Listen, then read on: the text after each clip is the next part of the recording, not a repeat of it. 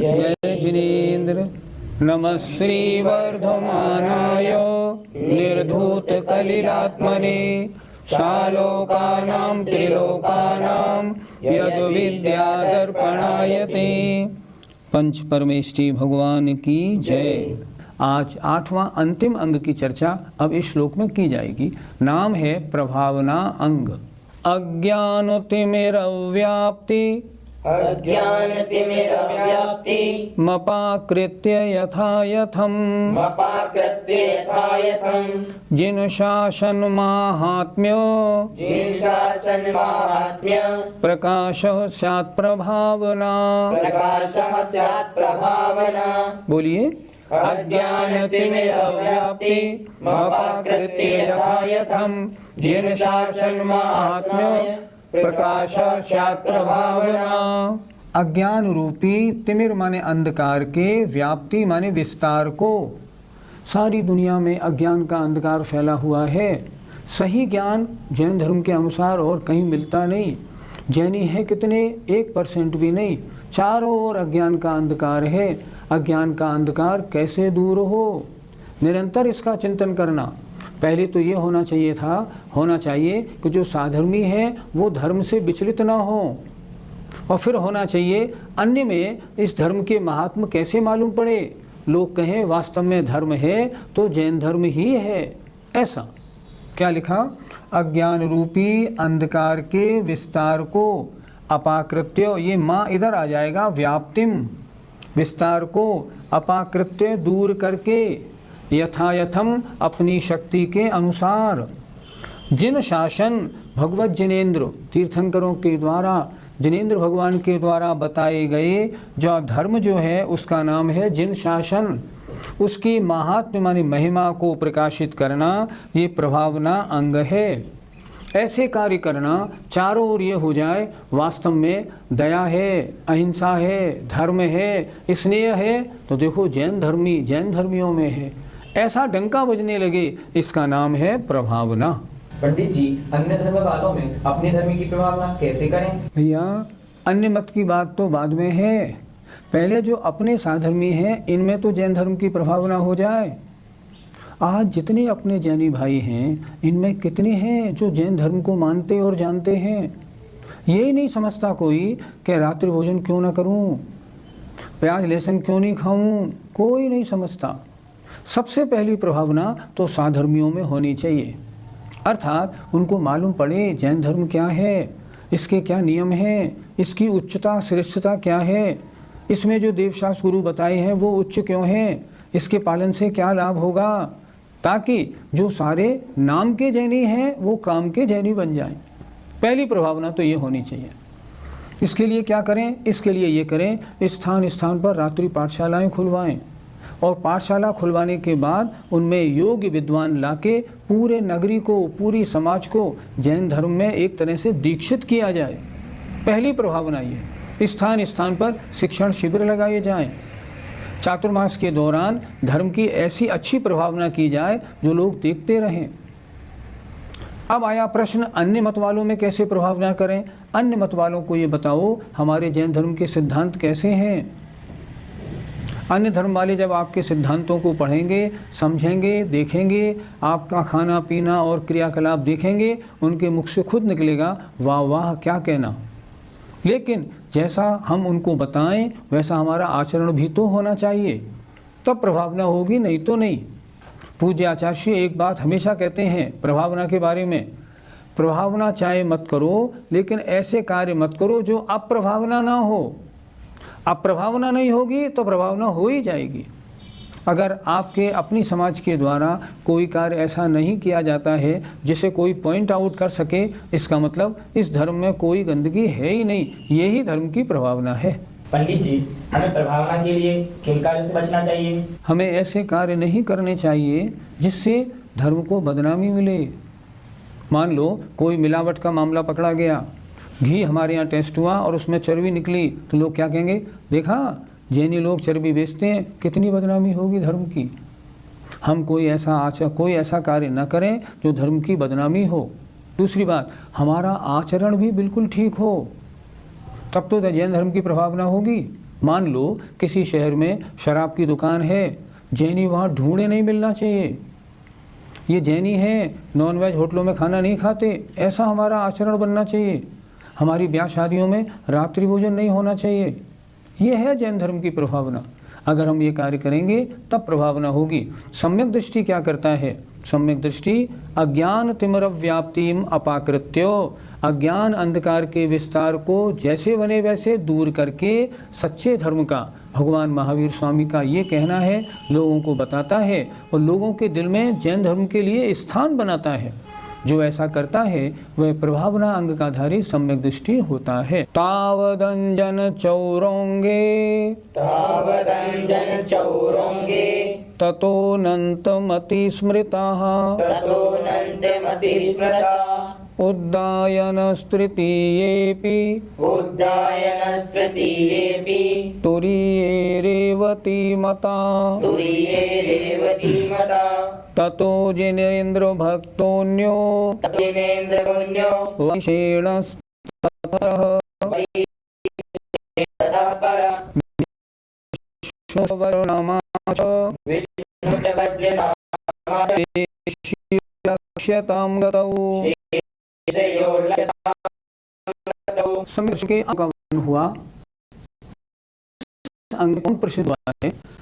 संग में इसकी प्रसिद्ध है। ये इन 4 पंक्तियों में आवत क्रम से अंगे, पहले अंगे अंजन चोर, अंग निष्क्रिय, कौन प्रसिद्ध हुआ? अचोर। दूसरे में तो उसके बाद दूसरे में अनंतमति, निकांक्ष में अनंतमति प्रसिद्ध हुई। तीसरे में उद्दान राजा प्रसिद्ध हुए।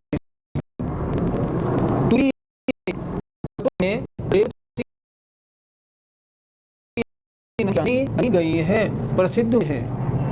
चौथा अंग मूढ़ दृष्टि। 5वां अंग उपगूहन, तत्व इसके बाद जिनेन्द्र भक्त नाम का सेठ प्रसिद्ध हुआ है।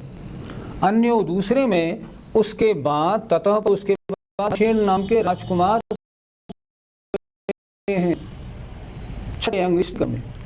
7वां अंग वात्सल्य में विष्णुश्च, विष्णु कुमार मुनि प्रसिद्ध हुए हैं। और प्रभावना में वज्र कुमार नाम के मुनि प्रसिद्ध हुए हैं। शेष्यो माने बाकी के 7वें और 8वें में विष्णु कुमार और वज्र कुमार नाम के मुनि लक्ष्यताम प्रसिद्धि को गतौ प्राप्त हुए हैं। आइए 8 जो प्रसिद्ध हुए हैं उनकी संक्षेप में कथा समझ लेते हैं। पहला निशंकित अंग, भगवान के वचनों में शंका नहीं करना। प्रसिद्ध हुआ अंजन नाम का चोर। कथा, एक अंजन चोर जंगल से जा रहा था। उस देखा एक सेठ था। वो सेठ ऊपर एक छीके में बैठा था। वो बार बार नीचे उतरता था, फिर चढ़ता था, फिर नीचे उतरता था। वो उसके पास गया और उसने उससे पूछा, क्यों, क्या करते हो तुम? उसने बताया, मैं ऊपर बैठ के नमोकार मंत्र जपता हूँ, क्योंकि मुझे किन्हीं ने, मुनि महाराज ने ये बताया है कि अगर नमोकार मंत्र पढ़ते हुए और इस छीकों को काट दिया जाए तो छीका नीचे गिरेगा। और देखो नीचे ये सारे गड़े हुए हैं। अगर निशंकित मन में शंका ना रखे और अगर बिल्कुल इन छीकों को काट दोगे तो नीचे गिरोगे नहीं और तुम्हें आकाशगामिनी विद्या सिद्ध हो जाएगी। लेकिन क्या बताऊं, मेरे मन में शंका है कि अगर नहीं हुई तो क्या होगा, तो मैं बार बार चढ़ रहा और उतर रहा हूँ। अंजन चोर बोला, हटो मैं देखता हूँ। अंजन चोर को विश्वास था, मुनि महाराज के वचन कभी झूठे नहीं होते, ये तो हमेशा सत्य बोलते हैं। वो ऊपर गया, नमोकार मंत्र बोलते बोलते उसने सारे छीके को एक बार तलवार में काट दिया के साथ। उसको सिद्ध हो गई और आकाशगामिनी विद्या ने कहा, अब क्या करना? बोले, मुझे आप सुमेरु पर्वत पर ले चलो। उसको वहां ले गए और उसका कल्याण हो गया। दूसरा अंग निकांक्षित, भोगों की इच्छा नहीं रखना। प्रसिद्ध हुई अनंतमति। चंपा नगरी के एक सेठ की पुत्री का नाम अनंतमति था। अनंतमति बहुत सुंदर थी। उसने आजीवन ब्रह्मचर्य बचपन ले लिया था। एक दिन वो झूल रही थी, एक विद्याधर ने उसको ऊपर रीछ के उसका अपहरण कर लिया। उसने उसको पत्नी बनाना चाहा, लेकिन देवता प्रकट हुए, उन्होंने डराया। तब उसने उनको छोड़ा और उसने उनको भील राजा को बेच दिया। भील राजा ने भी कोशिश की, उसकी पत्नी वो नहीं बनी, तो उसने एक अन्य को बेच दिया, फिर भी नहीं बनी, उसने वेश्या को बेच दिया। वेश्या ने कोशिश की ये वेश्या का कार्य कर ले, उसने वो कार्य नहीं किया।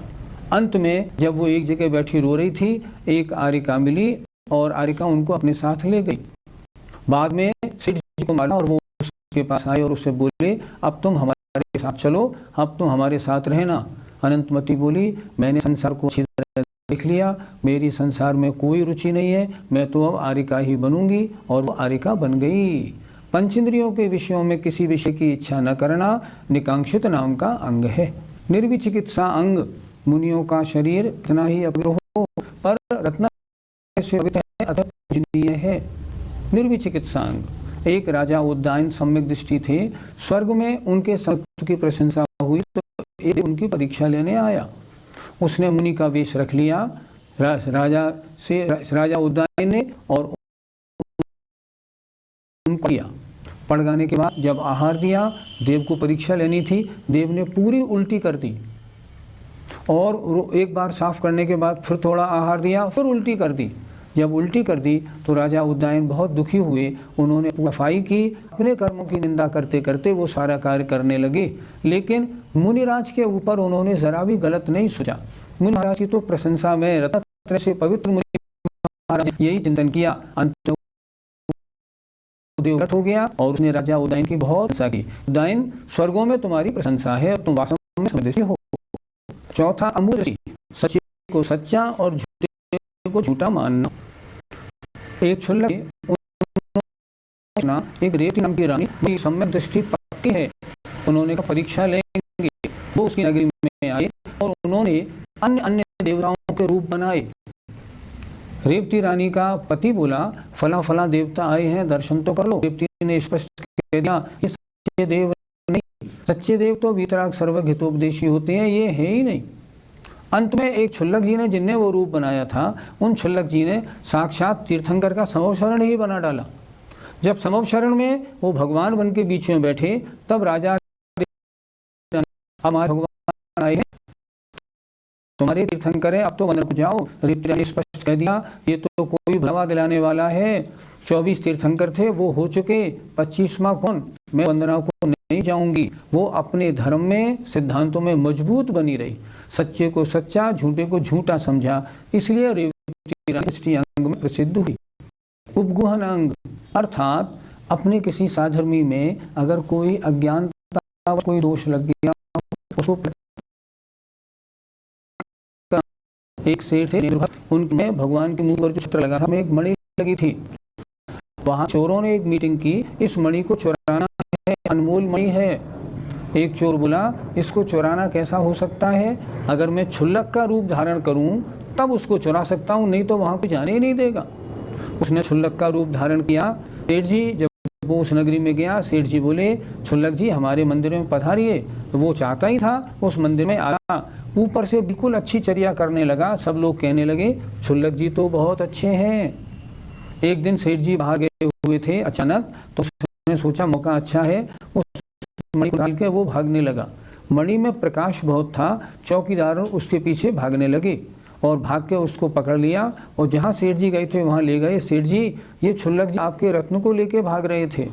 अब देखिए, अगर क्षुल्लक जी ये कहते, अगर सेठ जी ये कहते कि ये क्षुल्लक जी चोरी कर रहे थे तो धर्म की बदनामी होती। उन्होंने फौरन कहा, नहीं मैंने ही मंगाई थी, ये लाए हैं, मैंने ही तो मंगाई है, ये चोरी नहीं है, तुम सब इन्हें छोड़ दो, ऐसा कहा। बाद में क्षुल्लक जी को समझाया, क्षुल्लक जी ने अपनी गलती स्वीकार की और वो पक्के जैनी बने। इस तरह अगर वो ये कह देते कि क्षुल्लक चोरी करके भाग रहे थे तो कितनी बदनामी होती। उस निंदा को उन्होंने दबाया। वारिशेण राजकुमार थे, शरणिक महाराज के पुत्र। एक बार की बात, उन्होंने देखा कि उनके जब वो मुनि बन गए थे तो उनके संग में पुष्पलाल नाम के एक मुनि थे। वो हमेशा अपनी कानी पत्नी की याद में हमेशा रहते थे। उन्होंने कहा, इनकी ठीक पक्का कैसे किया जाए? मुनि बनने के बाद भी अपनी पत्नी का स्मरण करते हैं। चलो, वो उनके साथ में अपने राजमहल में आए और अपनी माँ से बोले, मेरी 32 रानियों से बोलो वो सज धज के यहाँ आए। वे 32 रानियां सज धज के उनके सामने आई। वारशीण ने पुष्पडाल से कहा, तुम्हारी तो पत्नी कहानी है, ये 32 रानियां हैं और मैं यहाँ युवराज था। अब यहाँ इन 32 रानियों के स्वामी बनो, युवराज पद को धारण करके रहो, कहाँ कहानी के चक्कर में हो। पुष्पडाल की आंखें खुल गईं, देखो कैसी सुंदर अप्सरा जैसी रानियों को छोड़ के मुनि बने और मेरा मन कहाँ भटकता है। इस तरह उन्होंने वारशीण ने उनको रास्ते पर लगाया। स्थिति अंग में प्रसिद्ध हुए। 7वां वात्सल्य अंग। वात्सल्य अंग में विष्णु कुमार मुनि महाराज प्रसिद्ध हैं। हम रक्षाबंधन की कथा जानते हैं। विष्णु कुमार महामुनि किस प्रकार उन 700 मुनि महाराजों के ऊपर आए उपसर्ग का निवारण किया था, तब से आज रक्षाबंधन चली आ रही है। अगर वो ऐसा न करते तो 700 महाराजों का क्या होता था।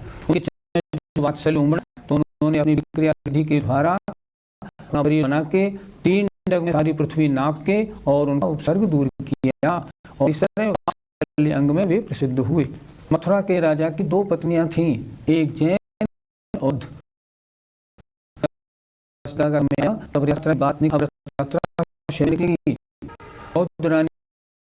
पहले मेरा रथ निकलेगा, जैन रानी बाद में निकलेगा, जाती थी रथ पहले मेरा निकले, इनसे अच्छा है। इस कारण ये विवाद यहाँ चल रहा था। उधर क्या हुआ, मुनि महाराज थे, मुनि के पास कुछ विद्याधर लोग आए थे।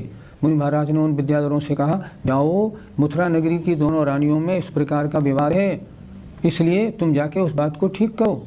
वे दोनों विद्याधर थे और उन्होंने अपनी विद्या के प्रभाव से पहले जैनी निकाली, जैनियों का पहले निकला, बौद्धों का बाद, और पूरे शहर में जैन धर्म का डंका बज गया। इस तरह जैन धर्म की अतिशय प्रभावना हुई। पाठशाला में आज सम्यक दर्शन के 8 अंगों का वर्णन और उनमें प्रसिद्ध होने वालों का वर्णन पूरा हुआ। हमने क्या शिक्षा ली? हमें सम्यक दृष्टि बनना है, 8 बातों का ध्यान रखना है।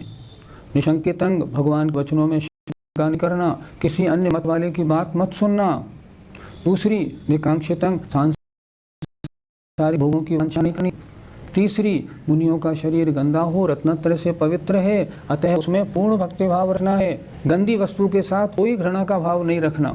चौथी बात, सच्चे को सच्चा और झूठे को झूठा अच्छी तरह समझना और मानना है। 5, साधर्मी के अगर किसी अज्ञानता कमजोरी वश कोई दोष लग जाए, उसे प्रकाशित अखबारों में नहीं निकालना है। जो धर्म से डिग रहा हो उसे धर्म में स्थापित करना है। 7वां, साधर्मी के साथ निस्वार्थ है और ऐसा है जो कहें वास्तव में धर्म देखना है तो जैन धर्म और धर्मात्मा देखने हैं तो जैनी ही हैं। अगर हम ऐसा करेंगे ना तो सम्यक दर्शन क्यों नहीं होगा, होगा ही होगा। हम लोग पक्के हो जाएं। हमें इन 8 अंगों का पालन करना है, सच्चे देव शास्त्र गुरु का श्रद्धान करना है, सम्यक दृष्टि बना है और अपनी पर्याय सफल करनी है। जय जिनेंद्र।